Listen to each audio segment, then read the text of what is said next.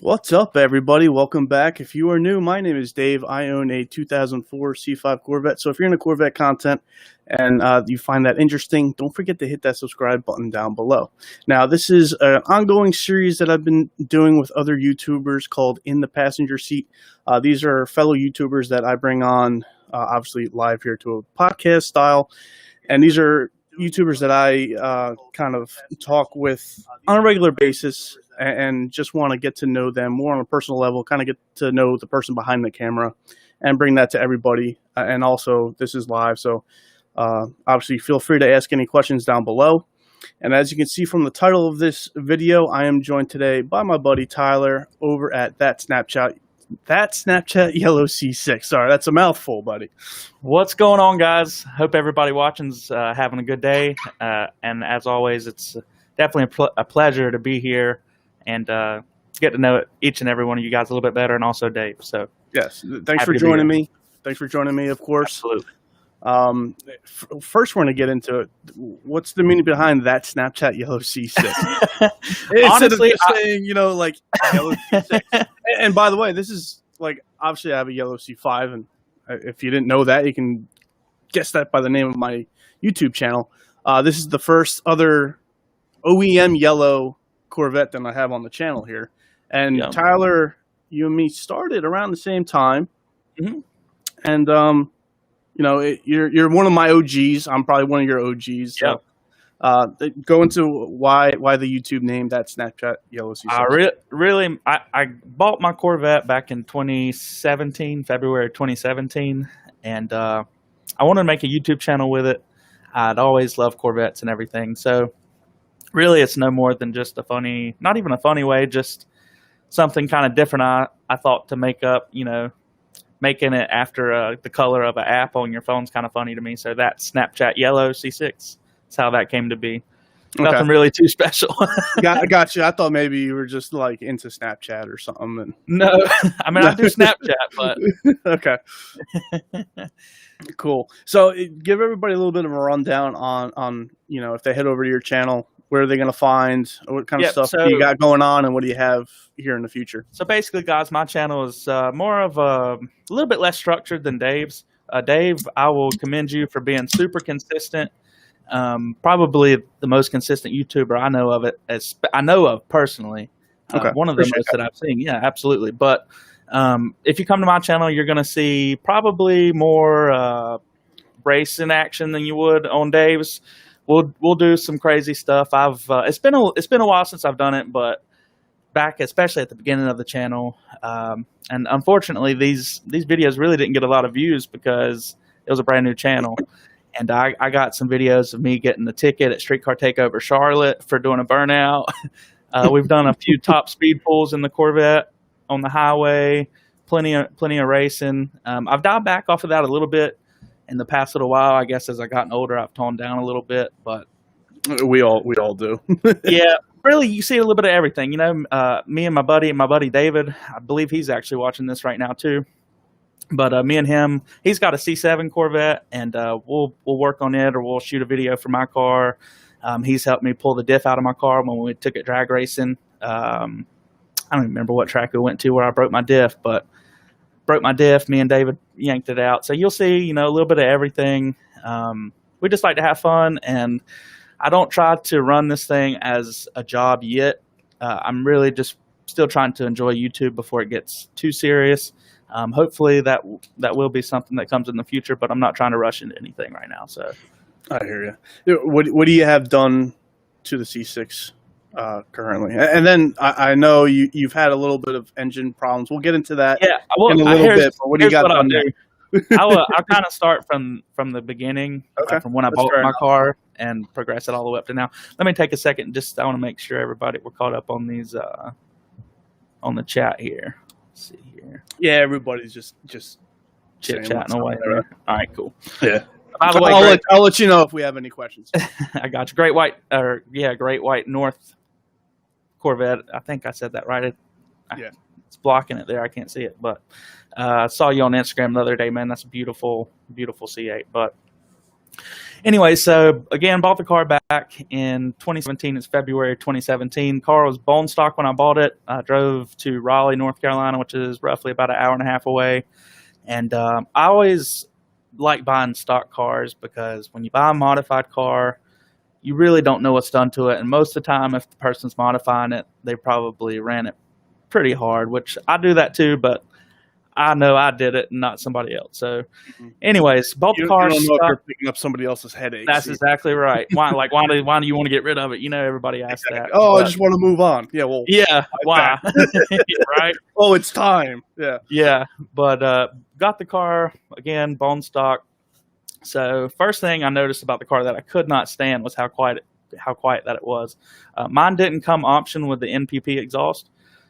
So my buddy Gene, he's like, man, why don't we just cut the exhaust off? And this is like 3 weeks after I bought it, and I was like, man, I don't know. This is actually a nice car. You know, I can't treat it like I did my truck in high school, but so you guys I did anyway. We cut.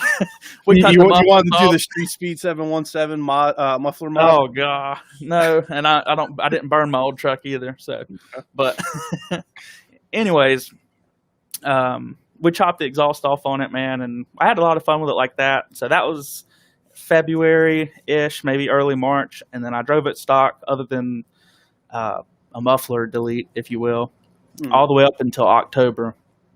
And I saved some money up, and I was able to buy a cam kit. So I went with a TIC Stage 3 polluter cam, which, if you don't know, is a cam solely meant for naturally aspirated engines for the LS. Mine's the LS3. And drove that thing hard for a little over 2 years. And I daily drove it, by the way. I don't daily drive my Corvette now, but at the time I daily drove the Vet. And that thing got a lot of miles put on it, a lot of wear and tear with that engine. And you can ask any of my buddies or just go back to some of my videos. That car got beat the crap out of. I'm surprised it didn't mess up earlier. But I actually skimped out on part of my valve train kit that I didn't replace stock whenever I got my original cam kit, trying to cut costs. Ultimately, that's what broke and went through the engine and caused other stuff to break too. So if I wouldn't have cheaped out on that, it probably would still be fine with the original cam. But anyways, that car, or that cam, or that setup, it was just Stage 3 polluter cam and eBay headers and long tubes, and that was it. And I was so happy with it. Car made 510 wheel and 491 pound-feet of torque. Pretty strong car. My guy's dyno probably reads a little bit high, but that's the numbers that I have to go off of. I was going to say, that's pretty high for an LS3 car. Yeah, for what I have done to it, yeah. But my guy's a good tuner, but I do think that dyno definitely reads a little bit high. But you know what? I'll take it. Yeah, right. But again, that car did great. I took it to Streetcar Takeover Charlotte of 2019. Yeah, 2019. And Charlotte, North Carolina in the summer, I don't know how it is in New York as far as heat goes, but in the South, not only it gets hot, it's like super humid. But anyways, we're at Charlotte Motor Speedway, or the Z-Max, the drag strip, the 4-wide. And the car's sitting there idling with hundreds of other cars. And it didn't overheat per se, but I probably shouldn't have ran it down the track with it being as hot as it was. And I think the oil just got too thin. And it ended up actually on the way home, I was racing my buddy's Challenger, and I missed third. I ended up still winning the race, but like less than a mile after that, I started hearing knocking. So I was like, oh no. Pulled over. No bueno. So anyways, long story short, saved up some more money. The car sat for about 9 months until I was able to get another cam and everything for it. So this time around, I did it right. I upgraded the valve train kit. We're good there. So it's still stock bore. I didn't overbore the engine or anything. So still stock bore LS3 6.2. So now it has a Stage 2 blower cam, also from TIC Performance, which surprisingly, it ended up making 1 more horsepower and about 9 more pound-feet of torque. So I didn't think that was going to happen. I think I remember you commenting at the time saying it was going to make 499 or right below 5, but ended up making making a little bit more than it did previously. So I was super pumped about that. It's funny that you remember that comment. Yeah, I do. I sure do. But yeah, other than that, now this time around, I did go with a forged bottom end minus the crank. It still has the stock crank. I talked to my guy Adam at Aquadel Speed Shop. Adam's cool. He told me that the stock crank and the LS3 cars are good for around 1,000-ish. I don't plan on pushing it to 1,000 anytime soon per se. I'd like to keep it around 900, but anyways, it's got CP Carrillo pistons and Liberty H-beam rods. So got forged pistons and rods, stock crank. Should still be good for 1,000. And right now I'm just trying to save up for a YSI blower and a fuel system. And then we should be, my goal is to make 900 on between 18 and 20 pounds of boost. I'd like to do it on pump gas. If not, then I'll probably see about switching over to E85. Okay, very impressive. What time frame do you have? Any idea? It just depends. Honestly, it was supposed to already happen. If you want to know the truth, yeah. With my job and everything, the past about year and a half, it's been pretty tough, and especially this year with COVID. I mean, it really made it tough. But actually, I have some big news coming up. I'm about to share on the channel soon. But I'm actually just got licensed a couple days ago. I passed my test, and it finally showed up. So I'll be able to write property and casualty insurance. So what that means is I can write car insurance. So I'm actually going to work on getting my out-of-state licenses. So if any of you guys watching this, or if you know anybody, if you want to do business through me, I'd be more than happy to help you. But we'll save the rest of that for another date. But that's what I got cooking right now. Hopefully that goes good. My goal would be the end of the summer. We'll see what happens. I can't promise that, but at some point it will be supercharged. Okay, awesome. I appreciate that. That's cool. Yeah. Why did you decide to share your car passion on YouTube, and who influenced you to start? Really, I just like sharing cars with anybody. I've always been like that. I've went to car meets and stuff before, and I ran into people that have really cool cars, but they're really standoffish about it as well. Mm-hmm. And I don't appreciate that quality. I remember one time I went up to a guy. He had a Corvette at the drag strip, which he might have been running no time, whatever, but there was like nobody there. And I walked up, he had his hood popped, and I walked up and just kind of glanced over and walked around. He walked over and shut his hood. I'm like, come on, man. Honestly, I just wanted to do it to not be that kind of guy. You can ask anybody that I know. I'll probably even let you drive my car. The S2000 review I just did with Dustin. Mm-hmm. I let him drive the Vet. I just love sharing the passion. It's not about what I have is better than you. I just like sharing what I enjoy about my car, and maybe I could influence someone who drives my car to get one of their own and make this Corvette community even bigger. So, I hear you on that. You can go. I was going to ask you, what made you want to start? Basically, when I started, I had owned my car for 2 years. It was, like you said, I got a completely bone stock, didn't do anything to it for 2 years. I just drove it just to enjoy it. And then I knew I was going to be doing modifications, leading up to starting YouTube. So I was like, you know what? Right. At the time, yeah, there were a handful of C5 channels, but I was like, you know what? Let me just throw this on YouTube. I'm sure I'm not the only one looking to do these things. Everyone's getting into C5s at the time. People still are getting into C5s. They're just so affordable. Mm-hmm. And I was like, you know what? Let me just do it. And here we are over 3 years later, and I'm still doing it. It's awesome. Making a little bit of money on it now, too, which helps. A little bit of money on it. Yeah, that's awesome. I'm not one to be in front of a camera to be the center of attention. So this is totally outside of my comfort zone, which I kind of like at the same time. Whether you admit it or not, I can tell that you've gotten this since time you started to now. You've gotten way more comfortable. It's cool to watch other people grow at the same time. Way more comfortable, and I still take the videos I've been doing on my Friday upload videos. They're 5-6 minutes long. It takes me 35-40 minutes to film that video. Trust me, I know. When it comes to the editing, man, I know some of that stuff. I mean, it's taken me upwards of 8 hours to edit some of these. But I go in a little bit more depth on certain things than I really have to, so that's just me. But I think we actually had a couple questions here, Dave. Somebody asked. Yeah, that's fine. Let's see here. I missed it. I think somebody asked if we would ever buy a C8. Yeah. Your buddy David said yes, he would. Oh, he answered. He knows me. he answered it for you. That's great. Did you ever buy a C8 Corvette? I mean, I know David answered me, but again, the answer to that question will be yeah.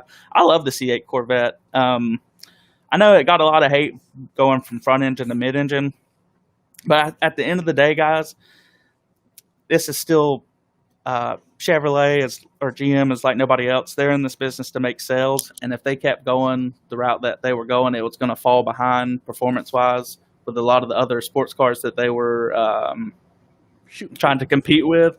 Mm-hmm. And it was kind of it's one of those things I think they put off as long as they could, but they eventually had to do it. And I don't know how much you guys know about the history of Corvettes, but Duntov Zora, I think, was actually the original guy who came up with the mid-engine Corvette design. Unfortunately, he passed away, but fun story about that. I actually met a guy. I used to work at Verizon. I met a guy who came in and bought a phone, and he invited me out to Corvettes at Carlisle.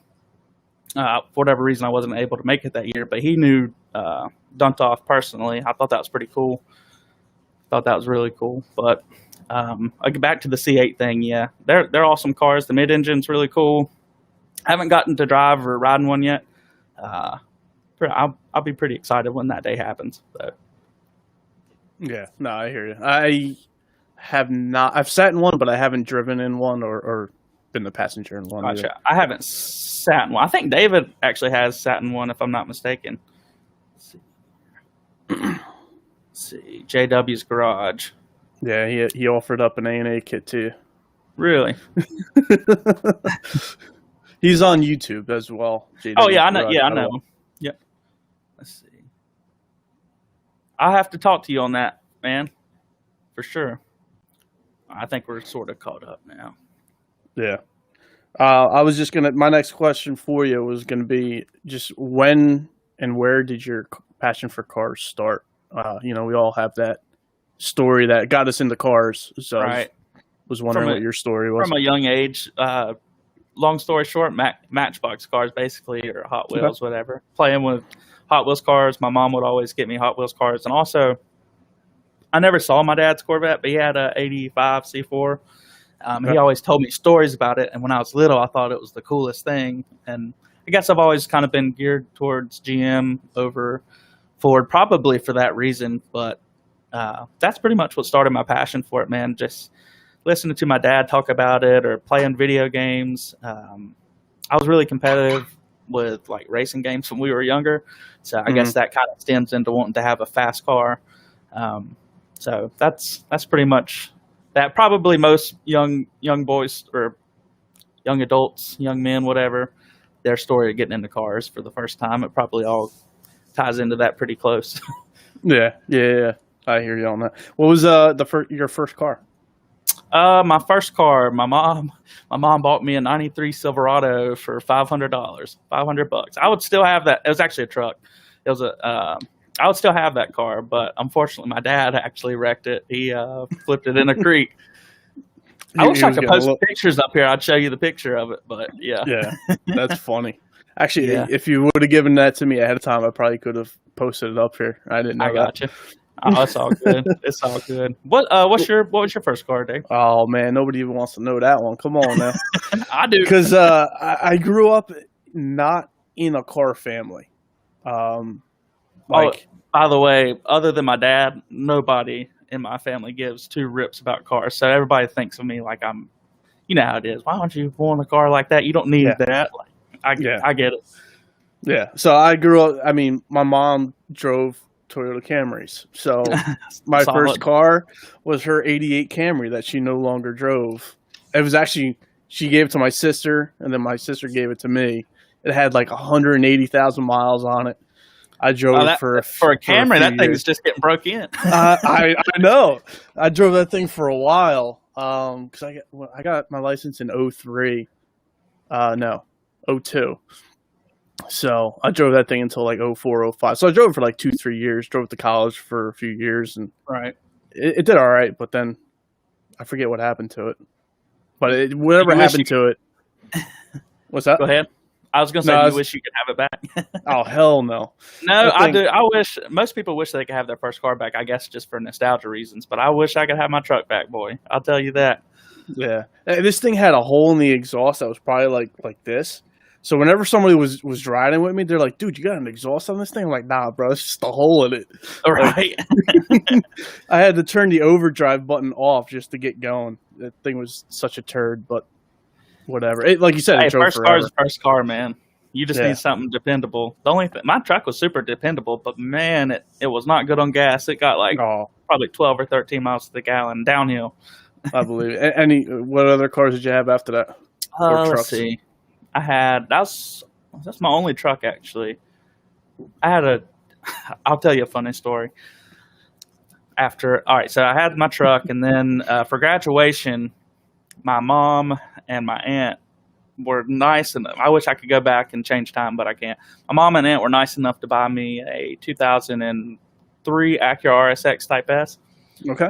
My buddy had one of those. They're fun cars, man. Oh my gosh, they're so much fun. He wrecked it like a month and a half after he got it. Mine lasted more than a month and a half, but it did end up totaled. Okay. I drove that car after graduation until, let's see, that would have been in June, so the May after that, so almost a year. And I was going 105 and a 35, and I spun out on some loose gravel, missed a tree, went backwards into the wood. That technically was into a bamboo patch. I killed like 3 birds. It was pretty bad. The car was I wish I could show pictures, but the car was all tangled. I'm lucky I didn't die. I didn't have a seatbelt on. All my windows were open. Sunroof was open. The only thing I had, there was like a tree branch that came through the window and smacked my arm, and I had a scab right here on my arm, but other than that was it. The funny story I was going to say, I bought a 04 Jeep Grand Cherokee. I didn't really buy it. Me and my buddy were going to GoPro to race go-karts. Okay. And another one of my buddies, Christian, his name's Christian, he called my buddy Gene and was asking if he knew anybody who would want to buy his Jeep or trade for something. And at the time, I had just bought one of those little, you can buy them from the mall, the hoverboards or whatever. But this is like right when they were before they really got big. And I had a hoverboard just because. And my buddy Gene was like, why don't you just trade him his hoverboard and some cash? And Christian was like, okay. So I told Christian, I was like, so you're telling me I can trade you this hoverboard? And I said $150 in cash. Here's the thing with the Jeep, though. The tire was flat, and he said that it was overheating and that he couldn't get it running. So I was like, okay, so you're telling me if I can go to your house, get it running, I can trade you this hoverboard and $150, and we'll swap the title over and we'll be clear. And he said, yeah. So I went to the house, picked up an air compressor, threw it in the back. I still had my truck at the time. Threw it in the back of the truck, and drove over to his house, pumped up the tire, and jumped it off, and it started fine, and it didn't overheat. It really never even overheated on me, so I guess it was just a fluke that one day with him, but I ended up getting the Jeep for $150 and a hoverboard. It's a pretty funny story. Yeah. That's not a bad deal. No, it's about $600 in Jeep. Yeah. And it wasn't like, it's 04, and the interior was in pretty good shape. There was no rips in anything. Mostly, I think pretty much everything worked in. Was that still like the old boxy style one? It was kind of in between. It's not boxy, but it's not. I'm not like a Jeep guy, so I don't know if it's like an XJ. I'm not either. I just know it was a Cherokee. That's about it. It was okay. It was ugly. It was tan, but it was for $600, $700. It was a pretty good deal. Gotcha. Driver's Corner just had a question for me. He said, "Oh, look at this! I can put the questions on here. This is pretty cool." Oh, really? Yeah. How do you like the Amazon seats? I drove to Zippity's garage's daughter's birthday. It was about a 100-mile trip. I love the seats, by the way. I thought they were really comfortable, a little snug. So if you're a bigger person, maybe the seats aren't for you. But then we got like 16 inches of snow 2 days later, so I haven't driven the car again since. But yeah, I do love the seats, though. By the way, So some more questions off. I don't know if anybody else had anything here while we're going.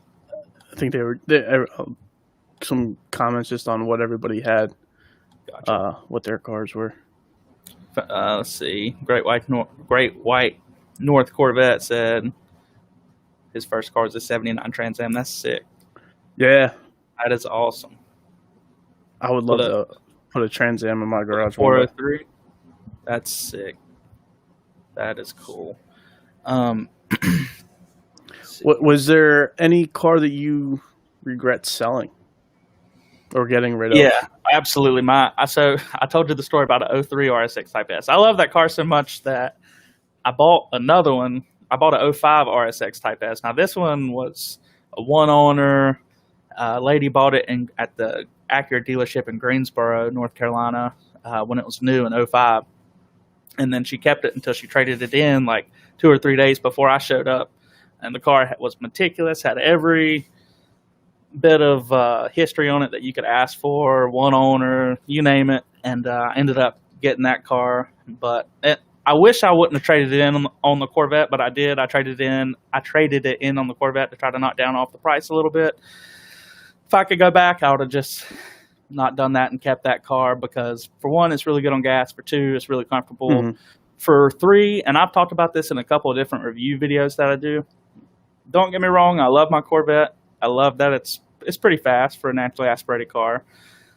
But the only thing about it is, once you're at a certain horsepower level, you can only have so much. You can only do so much on the street. So in my Corvette, if I'm at the top of third gear, I'm going 110 already. So you bang 1 or 2 gears and you're already you should start backing down a little bit, at least to be on the street. But in the RSX, you could go through all the gears. Yeah, I mean, and top of fourth gear, you might be going, 120 or something. But no, it takes a lot longer to get there. So what I'm trying to say is sometimes you can have more fun on the street with a slower car than a super fast car. It's the same with street bikes. I had a 600, had a ton of fun on that bike. And then I stepped up to a 1000 and still had a ton of fun on that bike too. But first gear on that bike went to 96 or 97. So, I mean, you can't even go through the gears really without, you're going 140 before you know it. I mean, really, it's crazy. How many bikes did you have? Just those two. I had that 600 and then my 1000. Both were awesome. Both were Hondas. Both good bikes. If I'd take that 1000 or the 600 back if I could. But, gotcha. But now you're old. Now you're older and wiser, and you don't want to get on a bike anymore. I say I'm older and wiser. Let me get a few paychecks under my belt, and I don't know. We'll see what happens. That's great. Yeah. Since we're talking about being older and wiser, when you were young and stupid, you already mentioned a few stories, but were there any close, maybe you did get caught by the cops or any close calls with the cops or anything like that? I got pulled over for street racing. I don't know how it is where you're from, but I'll be honest, most of the time from where I'm at, you can get by with a pretty good amount when it comes to racing and stuff. I don't know how strict they are up north or where you're at, but I won't say the name, but I've had a police officer clock me at 135 and not do anything. So I don't know. I really haven't gotten too much trouble other than my careless and reckless ticket at Streetcar Takeover. If you don't know, again, that is in Charlotte, and the counties around Charlotte are a lot more strict when it comes to that type of stuff. So they got me there, unfortunately. But other than that, I don't think I've had too many crazy run-ins with the law. Again, I got pulled over for street racing on the highway, but he really didn't even pull me over for street racing. He said there's something messed up with my insurance, so we got that fixed on the spot, and I was able to drive home. So we're good there. But other than that, man, not really. My careless and reckless finally fell off of my driving record, so my insurance has gone back down. Thank the Lord. It went from like before I got my ticket, it was like $114 a month for full coverage. Keep in mind, I guess I would have been about 21 at the time. So it's not like I had that 25-year-old plus Discount. yeah. So it went from 114 to a little bit over 300 a month. Oh wow. Yeah, it was hefty, man. That was not fun. And then about a year and a half, I was able to find somebody else that would cover me, and it went down to a little bit below 300. Recently, finally, it's kind of dipped back down to where it was before. So I'm thankful for that. That's probably another reason I don't go as hard as I used to on the street. I don't want to have to pay that again. That's rough. Yeah, no, I hear you on that. Any of you guys in the comments, I'm sure somebody driving this has got a pretty hefty ticket. Put in the comments if you've let us know what tickets you got. I'd like to read a couple of those. Yeah, actually, for me, I've only gotten one ticket, and that was not stopping at a stop sign. Oh, what a jerk cop, dude! Yeah, he wrote you a ticket for that. Yeah, it's called like the Jersey Roll. Like that's just what we do, and it's like he gave me it was in. You gotta be really bored. You got people doing drugs, and he's over here stopping people from rolling through stop signs. Come on. Yeah, it's I mean, if any, not many people on the chat here are from Jersey. I think only one guy is, but I was in Metuchen, and Metuchen cops are just dicks. That's really? just how they are. Yeah, they write you tickets for everything because it's not like it's an uppity town, but like they just have a lot of commuters that go through because there's a train station in town. So there's a lot of people that drive to the train station and leave town. So there's a lot of people going in and out of town. So they just get all the out of towners. That's pretty much what that's about. Yeah, it's like that when have you ever been to Myrtle Beach before, South Carolina? That's a pretty. I have, but a while ago. It's a lot of times it's like that. You got to be careful going into Myrtle Beach because if you go in a little bit over the speed limit, they're waiting for the out of towners to knock out. Yeah. A lot of the shore towns around here are the same way. They're big on people in pedestrian crosswalks and everything. Yeah. Like the second somebody steps off the curb, if you don't stop, like if there's a cop nearby, he's pulling you over for not stopping for a pedestrian. It's ridiculous. Power hungry guys. Yeah. See, Project Dirty says, can confirm my booster was about useless past second. Ain't that the truth, dude? Ain't that the truth? My bike and a booster were pretty much close to dead even. I would pull on a booster till about 150, and then top speed the booster is going to come back by. But you're right about that, man. Anything after first gear in a leader bike or above, man, it's tough. Let's see. David says, or the driver's corner says, driving a slow car fast is way more fun than a fast car slow. Yep, true. Dead tickets count, David? Yes, they do. Post them up. Project Dirty says 163 and a 55 got a stern talking to and told to go home, but just a warning. That's a good cop. 163 and a 55? Dang. Yeah, that's just pretty nice guy. Oh, it's a pretty quick cop for coming out to get you too. Yeah, why did you stop? Going 163 to 55. I'm surprised he's even able to clock you, dude. I'll probably have Project Dirty on here. He has a C5. You could probably, I don't know if you can tell from the picture there, but it's a green C5 that he's got. So I'll have him on one of these episodes too. Awesome. Did I miss that one? No, he'll be on here probably in the next few weeks. Gotcha. Let's see. David says he has family in Jersey. I forgot about that, David. You do. You might know the drag strip. There's a drag strip that David's been to in Jersey that his family goes to. I just don't know exactly what part. There's currently only 2 drag strips in Jersey, so I probably know them. I bet there used to be more, I guess. There used to be more, but they shut a few of them down. Now I believe there's only 2 left. So it's either Atco or Island Dragway. Those are the 2 in Jersey. How far are you from? What's the one that street speeding them to? Is it Cecil County? I think it's in Pennsylvania, right? I believe that's either Pennsylvania or Maryland. Gotcha. One of the 2. That's probably hour and a half, 2 hours, probably. That's not bad. It's probably about 2 hours because I think like Atco and Island are a little over an hour from me. So Cecil's probably an hour, probably closer to 2 from me. Gotcha. That's not too bad at all. Let's see. Driver's corner said he lost his license for a year. Did I miss his ticket? Had to get SR22 on I don't know what that is. SR22 on a reckless driving ticket combined with a few high speeders. I don't know what the SR20, that's a car, right? I'm not sure. I had to get SR20. Is that a Nissan? or is that? I feel dumb. As soon as he said that, I don't know. like, oh. Joe B, what's up, man? What's up? Yeah, but everybody was saying Cecil's in Maryland. Your buddy David said Atco. Atco. So you didn't know that one? Yeah, that's the one that's still around. Zippity said Englishtown used to be a popular one. They used to have NHRA races there, but too many people move close. So when people move close, they complain about a drag strip, especially during summer nats, and people come in and. He said SR22's insurance coverage. I should know that, I guess. I've never heard of that, actually. I really haven't. That's crazy. Let's see. Oh, it's a ticket type in Tennessee. So. David said his family lives in Tabernacle. Do you know where that's at? Tabernacle. I've heard of it. I forget what part of Jersey that's in, but I've heard of it. Is that up northern Jersey, I think? I know he probably doesn't know, like, northern Jersey, southern Jersey, but I think that's northern Jersey, Tabernacle. Yeah, old David, he ain't a Jersey boy. Let's see. Somebody else said they'd never heard of the SR22 either.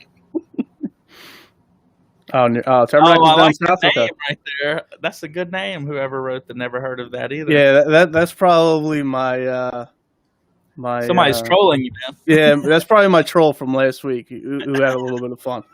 So that's cool. That's cool. The driver's corner said basically insurance for DUI drivers, but I wasn't a DUI. I gotcha. I think through North Carolina we have, it's called the NC Reinsurance Program, where you basically can get insurance through the DMV if you've had a DUI or something of that nature. That way you can, obviously if you've had DUIs, pretty much any insurance company isn't going to touch you, so you have to be able to have something. I guess it's kind of the same. Mm-hmm. Here, Dave, I was going to ask you this question too. So, what made you choose, for one, a Corvette in general, but two, a C5 over any of the other generations that you could have got? Well, Corvette mainly because it's the American sports car. I've never really been into like Porsches or the Japanese cars or any other German cars. Grew up on my block. There was a guy that had a C5 convertible. I forget the year. And then right before I moved out, my other neighbor bought a 06 C6, obviously, or 07. I think it may have been an 07. But after seeing those two cars, after I moved out and I finally got a job, I knew I'd be have the money to buy a Corvette. I actually started looking at C6s first. I wanted an LS3 C6. I didn't want the earlier C6s. Right. At the time, they were north of $25,000. Yep. For a decent one. I actually found one that had like 120,000 ish miles, but that one was still like 22. So I was like, all right, well, maybe an LS3 C6 ain't for me. I just didn't want to spend that much. Right. So then I started looking at C5s. My father-in-law has a C5. Going back to my neighbor who had the C5, that's where I kind of fell in love with C5s. Mechanically, they're pretty much the same car. Pretty much. And then I was on Craigslist one day and I saw my car pop up and I'm like, that's a really good deal for a really nice car. So let me go check it out. Right. At first I didn't know if I would like the yellow. And then when I saw the car, I was like, yeah. Gotcha. I'm bringing this one home with me. Did you know you wanted an auto, or would you have got a manual? Let's put it this way. In one of my videos, I think I mentioned this. Since I did not come from a car family, I never drove a manual car. I saw you drive. This has been a while back now, and I don't even remember the name, but I saw you drive somebody's. I think it was a yellow C6 or an AC6. Yeah, he had an 08 C6. That was my buddy John here. That's local to me. Gotcha. He reached out to me through YouTube. Actually, he's like, dude, I think we live near each other. So then he touched base with me. He's like, I'll let you drive my car if you want. So awesome, that was my first time ever driving a manual, and I didn't do too bad. I think I only stalled it like 5 times, so it wasn't too bad. And, man, I'll tell you something funny about my Corvette, dude. I love teaching people to drive a straight gear with my car, just because the way the cam is. I made a video about this a while back too, but you essentially can't even stall my car. I've literally I've sat there with the clutch all the way in and just dumped it, giving it no gas, and it'll buck and surge, but it will never cut off. So I thought, I don't know. I just like teaching people in mind because honestly, man, with all the torque, it's easy to teach somebody the actual dynamics of driving a straight gear car when they don't have to feather the gas. They just kind of get to learn by letting the clutch out, which helps them. But if I ever make it up to New Jersey, you'll definitely have to take the Vet for a spin. Yeah, definitely. I wouldn't mind doing that for sure. And then since I drove Scott 512 Garage. He has a C5 FRC, so I drove his. Did all right in that, and I drove his C7 Grand Sport. I did okay in that one too, really? Until I reached a red light and there was like a WRX behind me. Yeah, it's always somebody's watching. And I, I let it get to me, and I couldn't get going. Made the Corvette guy look bad. It's it. So that's okay. You probably could have started out and started it back up and still beat him if y'all were probably. Yeah, you're probably right. You guys have a Subaru. I'm just joshing with you. I like all cars really, but let's see. Corvette Garage. The C6 L3 was also what I wanted. 4 years ago, they were worth north of $30K here in California. That's great. 4 years ago is when I got mine. I'll be honest, I got pretty lucky. I was looking for a C6, and at the time, I didn't care if it was a 05 or a 13. I just wanted a C6 Vet. And I went and looked, and actually I didn't go look. I called in Virginia, and I'd already got pre-approved on the phone. It was a 05 red C6, base, bottom of the barrel, trim. I mean, nothing came with it. No heads-up display, none of that jazz. So I was going to go look at it and probably buy it. And when I was walking out the door, they called me and told me that it got sold. And I was like, dang it. So I was looking online that week, and I saw one in Raleigh listed for $23,000 and some change. And I thought, man, that thing seems pretty low for the miles. It had 77,000 miles on it, so it wasn't, super low miles, but at the same time, it wasn't super high miles either. And I went and got pre-approved for that one again, and I drove up there, and I got there, and they had it listed for 26. And I thought, now that really ticks me off. I've already drove an hour and a half up here, and you guys are going to tell me it's 3,000 more than what we talked to on the phone. That's bogus. So kind of raised Cain a little bit up there in Raleigh, but they ended up, they stood behind it and they sold it for 23. So that's how I got the deal on mine. So, and that was again, 77,000 miles. And that was technically a little bit over 4 years ago. So pretty good deal at the time. Yeah. I think so. Mine's not going to be worth that now. I drive it too much. After daily driving it for 2 years, it's got 136 or 37,000 on it now. Oh, wow. Yeah. I mean, the motor's obviously pretty fresh, but the rest of it is not. Joe B, he said, I got pre-approved. At least you talked him down, brother. Yeah, I was pretty upset, man. I mean, I already got my hopes up and everything. So, all right. Yeah. Already got my hopes up and everything, and I get there, and then when they said that, I thought, I guess I'm not going to get this thing. So I asked to speak to a manager. It was me and my girlfriend at the time, or fiance, and anyways, he came out there, and we didn't have a shouting match, but we had what you would call here in the South, little come to Jesus moment. And basically, I just told him it's straight up BS that if your internet guy is going to post it for this. And if I come here, you need to sell it for this. I came out of my way to do it. So they did. I mean, and I can't say anything bad about them. They stood behind it. So that is what it is. Somebody said, talk about daily driving. Honestly, man, daily driving a C6 is not as bad as what you would think. Even with a cam in it, it really just depends on what type of commuting you're doing. At the time, mostly I drove, it was partially in the city, but a good portion of it was on the highway, about 20 minutes to work every day. And that car on the highway, the Vet will get between 27 and 28 miles to the gallon, even now with the cam that it's got in it. And if you don't need 4 seats, dude, if you don't have kids, if it's just you and your girl, and it's going to be like that for a while, and this really goes for the C5 too. If you can get over the 2-seat deal and the car being pretty low, it's really not that bad of a daily driver. It's really not. The car's wider than what people think, like the S2000 that I just reviewed. if you get in that thing, I mean, it's a fun car, don't get me wrong, but especially somebody my size, I mean, you're pretty tight in there. The C6 and the C5s, both of them are pretty roomy. I mean, it's not a truck, but at the same time, I can sprawl out a little bit. There's no reclining, so there's no really taking naps in your car unless you can sit straight up. But other than gas mileage, dependability was really good. I never really had an issue other than my starter going bad, and that's really because my car is straight pipe. So I was gonna say they probably got too hot. Well, not even. Well, the heat. I think the heat obviously played a part in it too. But really, what I think did it more is daily driving it. Obviously, if you go through a drive-through with what did David say? Is he? No, I'm sorry. I just keep laughing at the trolls new all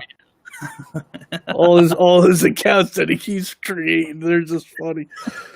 Somebody really is taking the time out to do that. Oh man, they must be really bored. I was gonna. Sorry for deviating a little bit.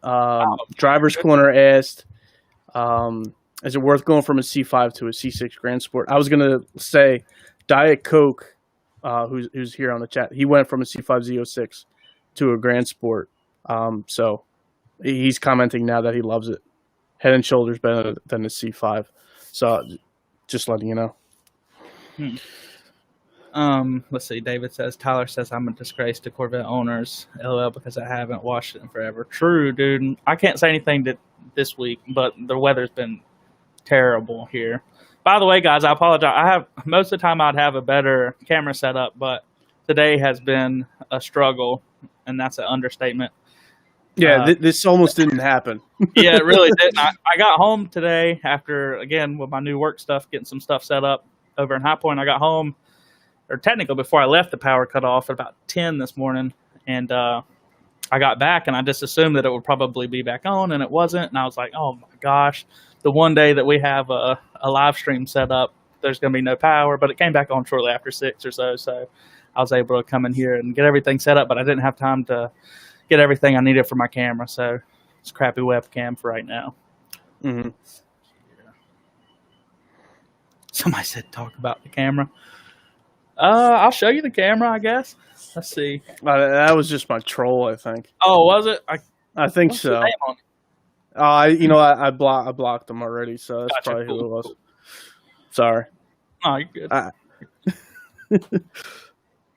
good. Sorry, we got sidetracked on a little bit. I know my C6 Z06 is kind of a pain in the butt compared to my C5 FRC, or just C5 Z06. Well, Johnny, what are some of your growing pains there with the C6? What's going wrong with it? C5 fixed root coupe or Z06 is go kart compared to the C6. It's a go kart compared to the C6. So, I think the last topic I had before, like, we pick up anybody else's questions and stuff is what other things are you like interested in, and what other hobbies do you have besides cars? I know sometimes I see your Instagram stories, you're buying a guitar and all that good stuff. For a little bit. I'll go through spurts with that. I don't know why, but no rhyme or reason. Sometimes I'll go kind of consistently uploading videos of me playing the guitar and singing on my Instagram, and then I'll go a while without. It's been a little bit of a dry spell as far as that goes lately, but yeah, I enjoy playing the guitar. David said Tyler's into gaming.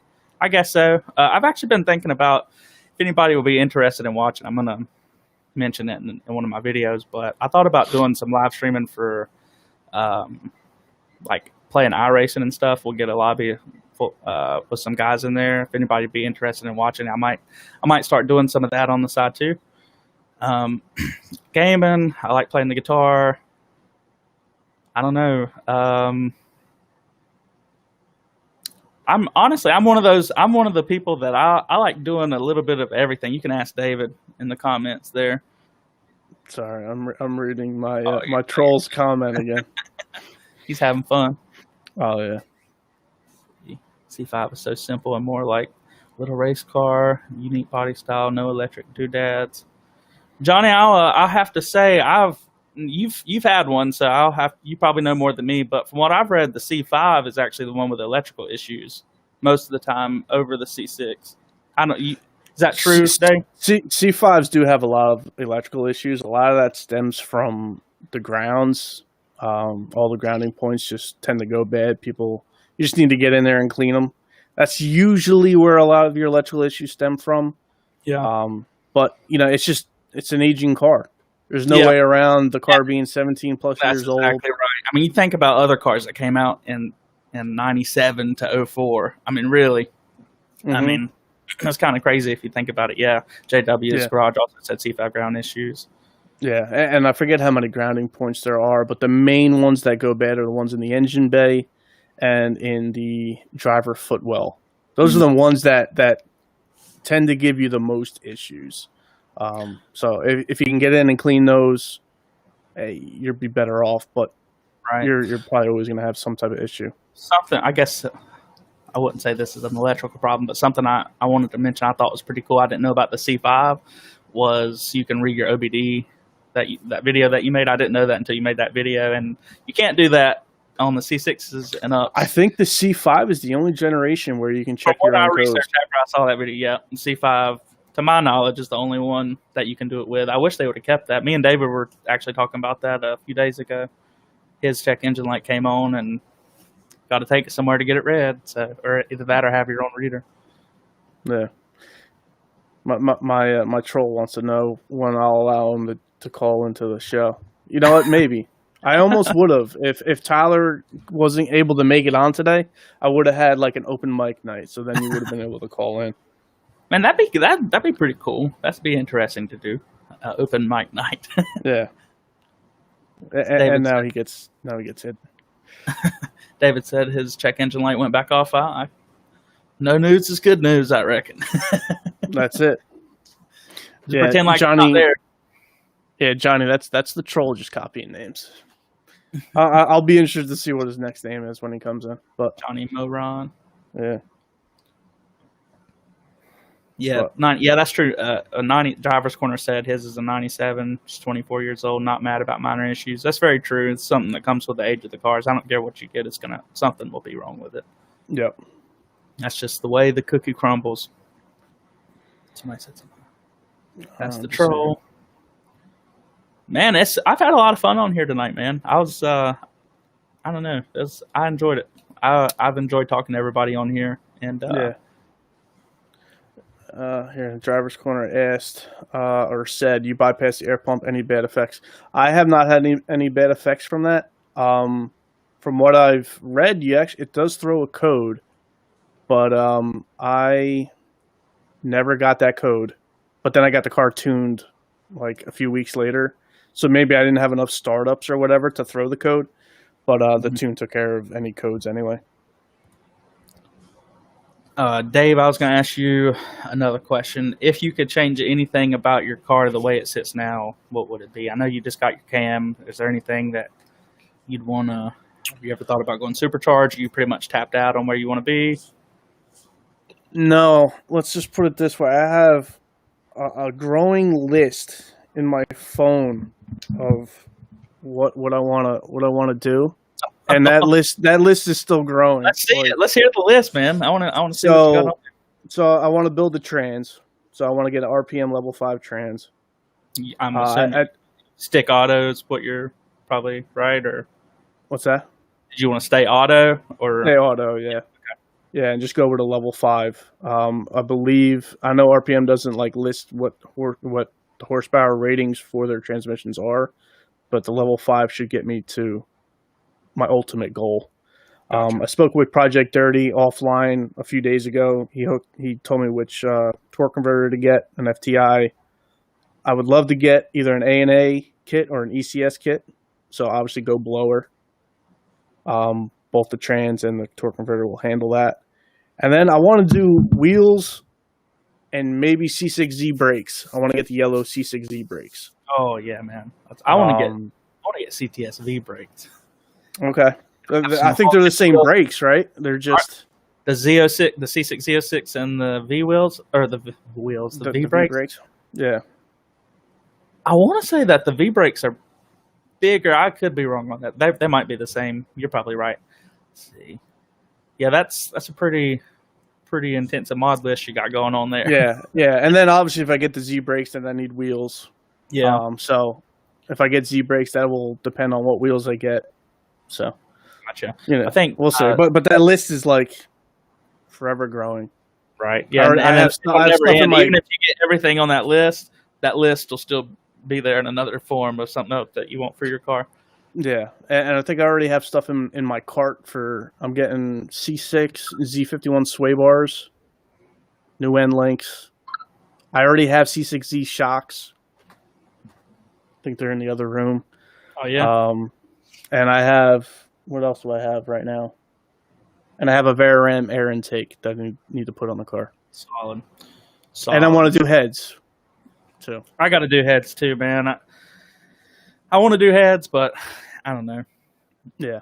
So I want to get into like the 550-ish range. Oh yeah, I'll get that no problem with what I just mentioned, but for sure. I'll probably get in there with just doing the ANA or ECS kit and forgetting the heads. But yeah, the ANA kit will get you there for sure. But yeah, what's going to happen is what's happened to me before when my car was stock and I got a cam in it. I thought it was like the fastest thing ever, and now that I've had it for a while, it's still fast, but I'm kind of used to it. So now I want to make that next big step up.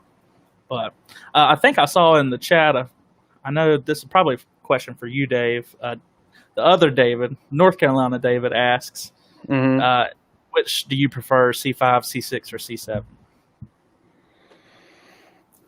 Man, I mean, I've driven all of them. The C7 is just so much more refined. Right? Let's just put it that way. It's like sometimes when you're driving that, you don't even really know you're driving a Corvette until you put your foot down on the gas pedal. Then you realize you're driving a Corvette.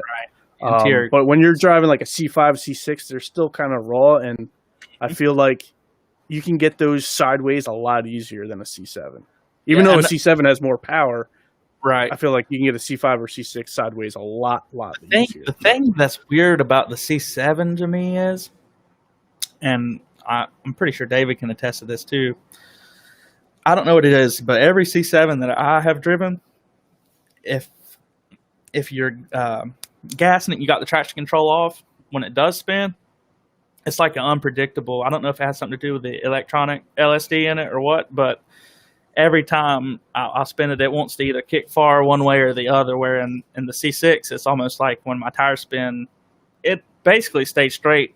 That's kind of weird about the C7 to me, but you're right about it being refined on the inside. There's a lot of stuff that I love about the C7. One thing, it is more refined on the inside, but I have to say one notch against the C7 is there's less interior room. I don't know if you've ever got out of a C6 and directly into a C7, but it is more cramped in the C7. I don't know if it's because of the bar they got in the middle that makes it seem smaller or what, but there's 100%. There's definitely less leg room in the C7 than the C6, which is something that I don't like about the C7, unfortunately. I do love the C7. I know this is a question for you, Dave, but I'm going to kind of weigh into for your other subscribers watching. Yep. No, that's what this is all about. Yeah. You're more of the it's more of your show than my show. I'm just hosting it. Yeah, so. I got you. But yeah, I love the C7 overall. Though, if I had to give a recommendation on the three, it really depends on what you're wanting out of the car. Probably, if you're wanting the best Corvette experience, I would say C5 or C6. Just because, for one, the amount of cost to get into it's a lot less, which leaves a lot more potential for modding the car, which at the end of the day, guys, even if you could get the C7, I don't care even if it's the C8, you're going to get bored with it. And if you don't have that extra play money to do the stuff that you want to with it, it's, in my opinion, it's probably not going to be as fun of an experience for you, because part of being a car guy is the build. You know, you want to see what your car starts out at, where it ends. But if you're buying a super expensive car, it can be a lot tougher to do that, especially like the C8 with a mid-engine car or something. But parts seem to be cheaper. Let's see. Jimmy Harris I comfortable. was gonna say Jimmy Harris had a comment here that he has his ABS light came on. I believe is what he said somewhere. I'm trying to scroll back up through the comments. I can't find it now. But his Jimmy, ABS, yeah, his ABS light went on. He has a 2000. Check your codes and run whatever code you have through like Corvette Forum. I forget what the code number is, but that pretty much relates to your EBCM. And you have a 2000, so it's not repairable, unfortunately. So you either say F it and just don't run your car without traction control now. I think it's traction control, right? It turns one of them off. Or you go and you spend like $1,200 to $1,500 on a new EBCM. That's the only way around that.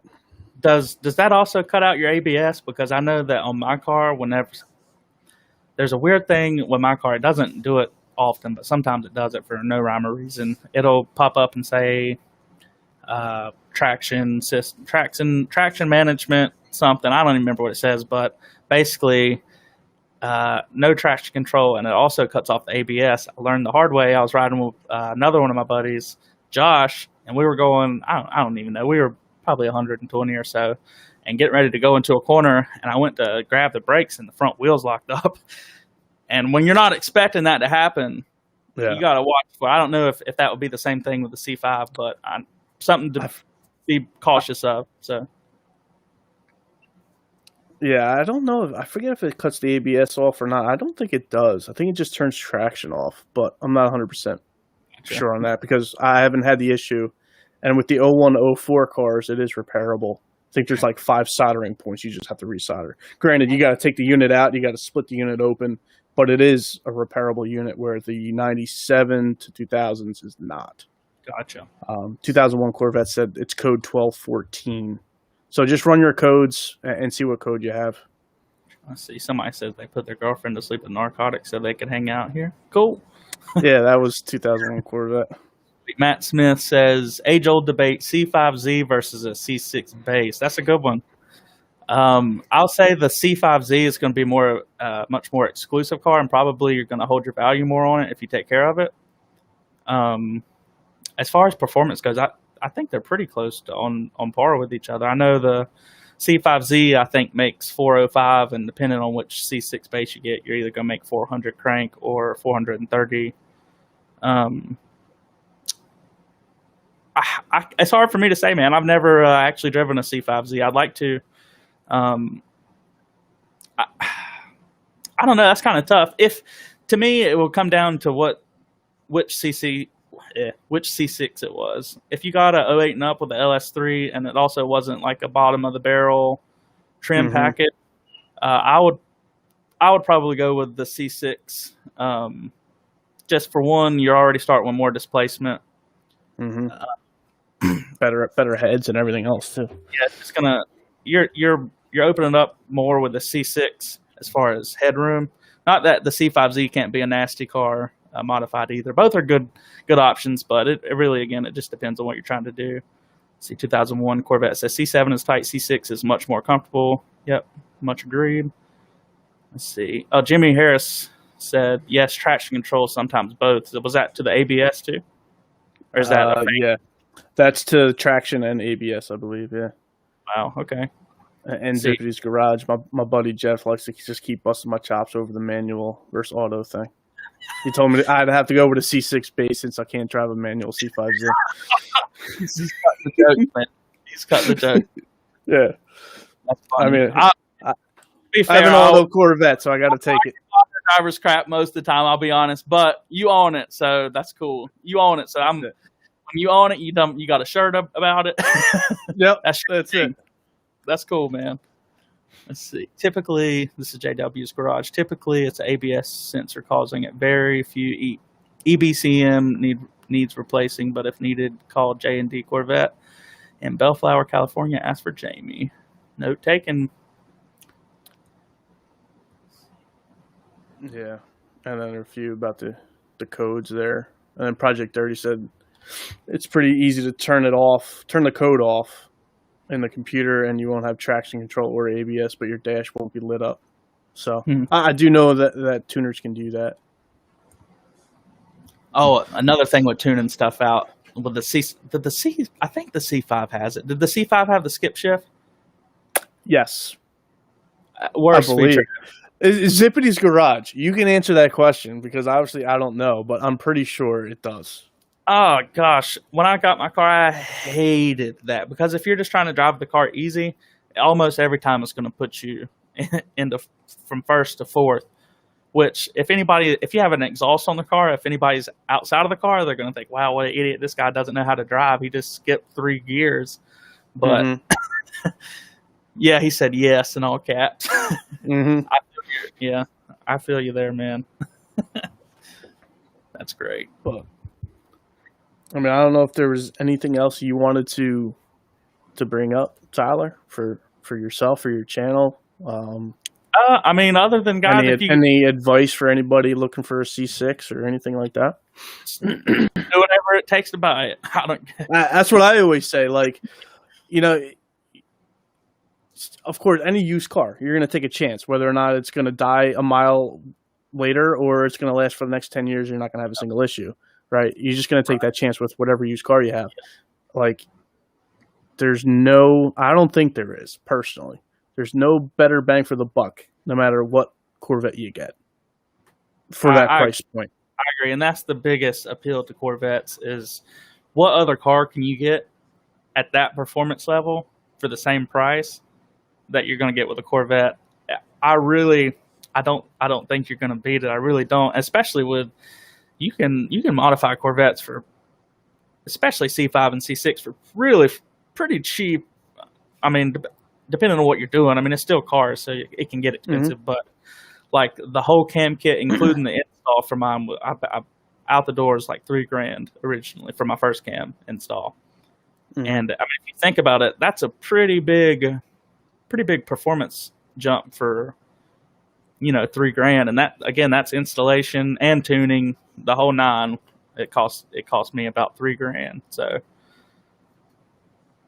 Yeah, mine was $1,800, but I did it all myself, and I upgraded the drivetrain.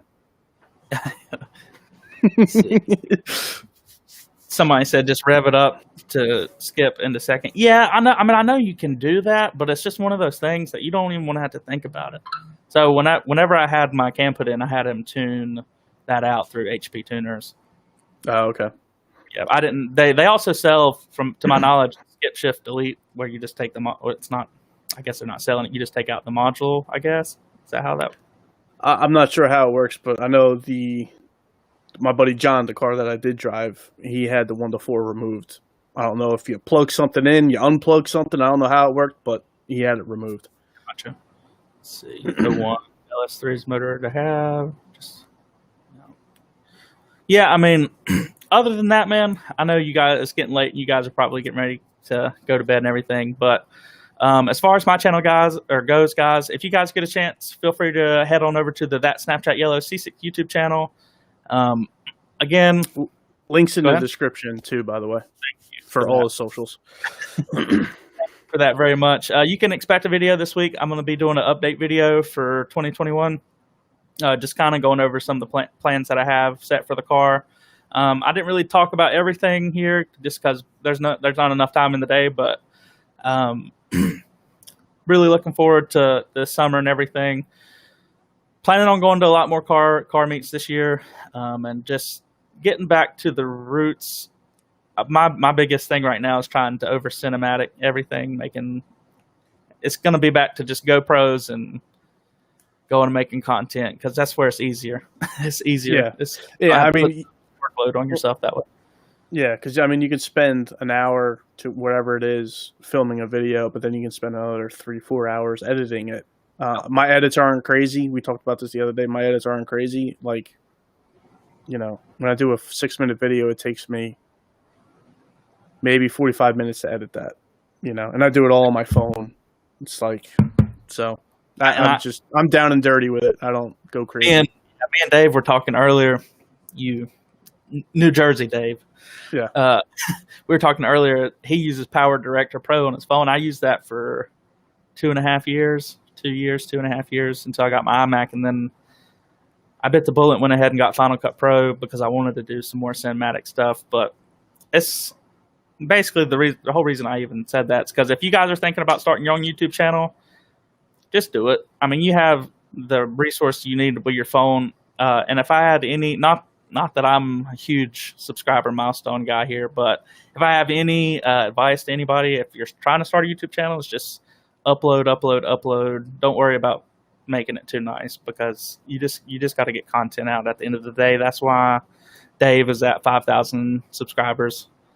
It's because he's consistent and he just puts videos out. So that's good. But again, enough rambling on there, guys. If you want to, I'd love to have you over on my channel. Come check it out. And I always interact with you guys too. I'm always responding to comments. If you comment, you will hear back. But other than that, guys, unless you have some more questions for me, some ending questions in the chat for me or Dave. See everybody good?